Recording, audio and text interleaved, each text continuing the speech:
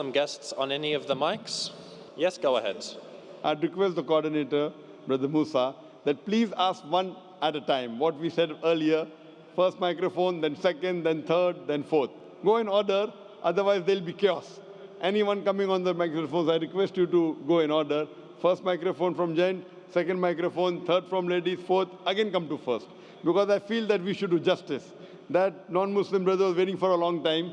So let's be just and go in the order as per the rules of the session. Yes, brother.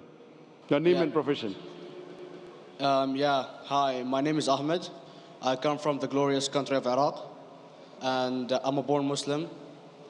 My problem is that I practiced Islam when I was... Brother, first we request questions from the non-Muslims. Once all the questions from non-Muslims are over, inshallah, we'll give you a chance. Yeah, but I'm telling you my problem only. Okay. But you said you're Ahmed and you're a born Muslim.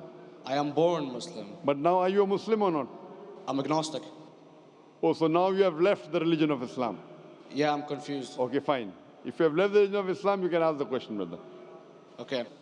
So my question is, how come I don't have the faith that you and the other Muslims have and some of my friends, even though I practiced Islam a lot and I even did Umrah, but I still do most of the sins that are forbidden in Islam, and I sometimes am lazy to do the prayer and the other subjects we have to do in Islam.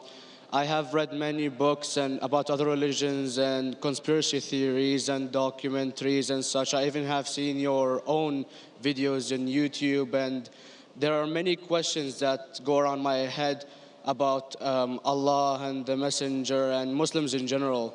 And basically the most important question is, you said in one of your debates or questions that Allah is the creator and He's uncreated. But I have realized, how can the uncreated exist? And if He exists, how can we notice Him? How can we see Him or hear Him or feel Him or know of His existence if He's uncreated in our own dimension or so? That's one of the questions. Brother Ahmed said that he is a born Muslim. He comes from Iraq.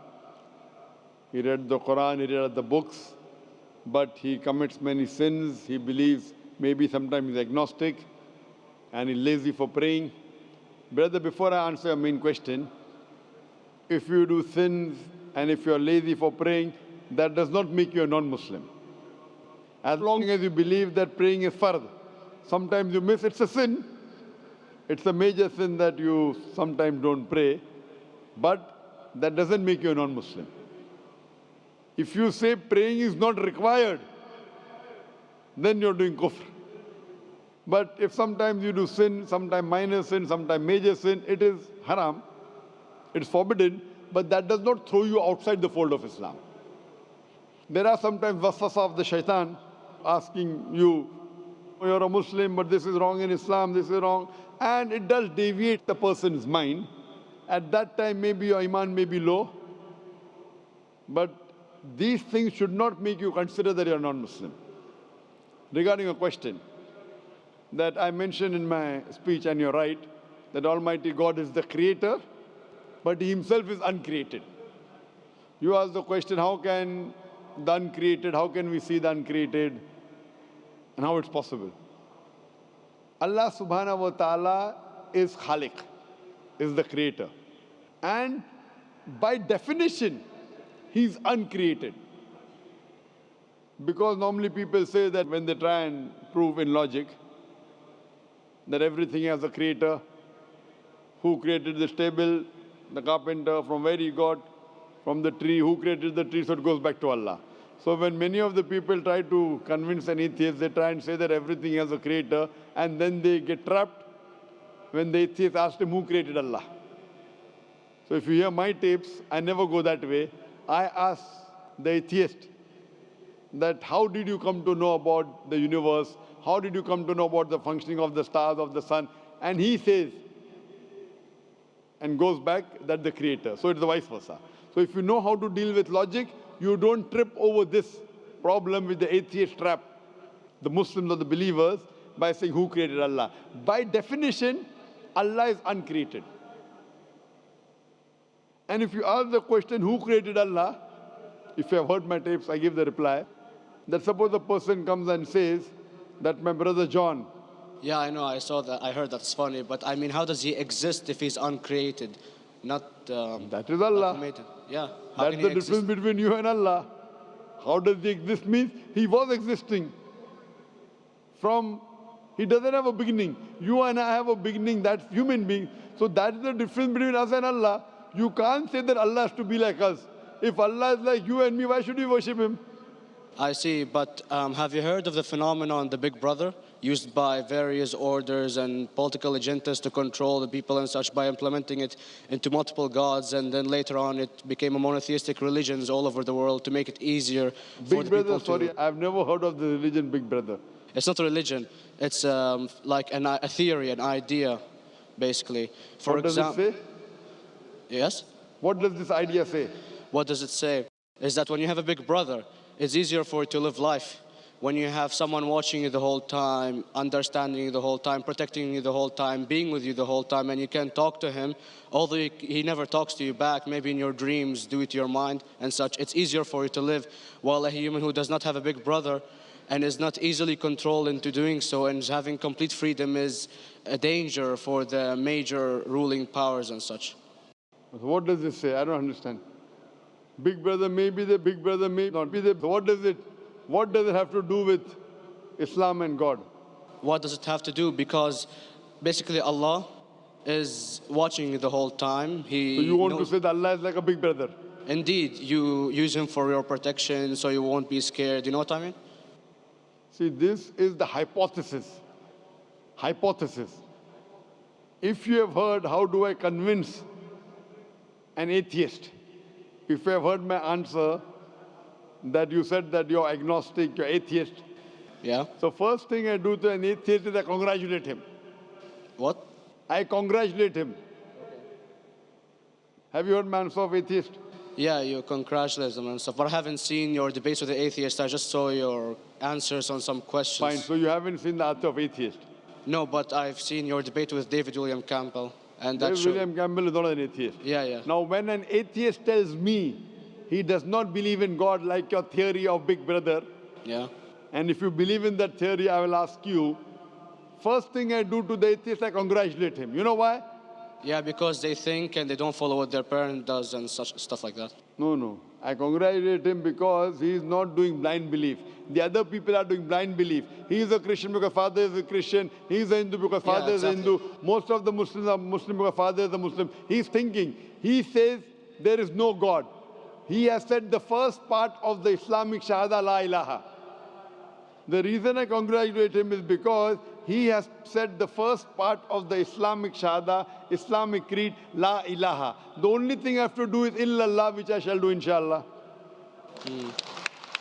So if you have heard my answer, an atheist becomes an atheist because he believes in science, he believes in logic. So I ask him that if an equipment is bought in front of him, which no one in the world has ever seen, and if the question is asked, that who will be the first person who will be able to tell you the mechanism of this new equipment? What is the answer? Of course, he's going to tell you the producer or the maker of this equipment. Creator, producer, maker. So when we ask him questions that how did this universe come into existence, he will talk about the Big Bang. This what we're going to talk is already mentioned in the Quran 1400 years ago in Surah Anbiya chapter number 21 verse number 30. Avalam yaral lazina kafaru anna samawati wal arda kanat ratkum fataknahuma. Do not the unbelievers see that the heavens and the earth were joined together and we clove them asunder. This what you came to know 50 years back is mentioned in the Quran 1400 years ago. Who could have mentioned that? Well, in various civilizations in like 2000 or 5000 BC before Islam came or Christianity itself, there was various civilizations that are good in astronomy and they know more about our solar system than we do now, sadly. Brother, your knowledge of science is little, not in-depth. I do agree. There are certain things which were known as hypotheses. For example, we came to know, we were proved that the earth was spherical in 1577. I know that in 6th century BC, there were Pythagoras who believed that the earth was spherical. But the same Pythagoras who believed the earth was spherical also believed that the earth was the center of the universe, which is wrong. You show me one civilization which believes 100% what the Quran has mentioned. I challenge you. What you say, so do you mean to say there was a person who said, okay, this civilization, out of 100 things, these 2 things are right. Out of 100 things, these 5 things are right. Out of this 100, and picked and chose. Who can do that? No one besides the Creator. Even if you know that there were 10 different civilizations, hundreds of civilizations, there is not a single civilization that you know in the past which knew 100% of science what we know today.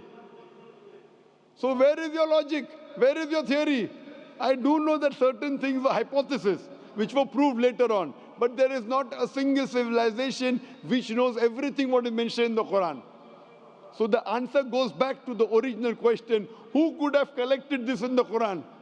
Someone 1400 years back, could he do and say, okay, out of these 100 things, these 3 are right. Out of these 100 things, these 2 are right. Out of this, it's not possible. Mathematically, it's not possible. Well, you never gave the idea of extraterrestrials or so. I mean, knowledge is power. And Brother, I'm asking a simple question. We are not come here to have a debate. yeah. I'm asking you a question. Point out a single civilization. You're asking something else. Yeah, We are alright. not here to discuss. You can come in the room and discuss. You ask a question, I'm giving you the answer. You gave about old civilization. I told you you're right. But out of 100 things, 98 they were wrong. So I'm asking you, who could have mentioned this in the Quran? You're talking something else now. Yeah, well, I'm asking a simple question, 2 plus 2 equals how much? You are saying, I'm telling you 3 multiplied by 3 is how much? I'm asking a name, you're telling that where do you live? I'm asking a simple question, name me a single civilization which has everything what was mentioned in the Quran. Do you know of any or not? Yes or no? Well, not everything, of course. Even not 10%. Why? Babylon knows of most of the planets and such. Planet is not the only thing mentioned in the Quran. There are Of course. 1,000 things mentioned in the Quran. To say what 1,000 things are mentioned in the Quran, 10% would be equal to 100 things. Did Babylonian civilization knew about 100 things mentioned in the Quran? No, because they You don't have the cannot. They accurate knew data. 5 or 6 things. In percentage wise, very small. So Of course. who can be the author of the Quran besides the Creator to know what is right, what is wrong?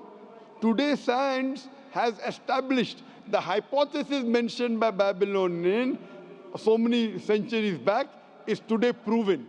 So these were hypotheses in the past, which out of them many have been rejected, some have been accepted.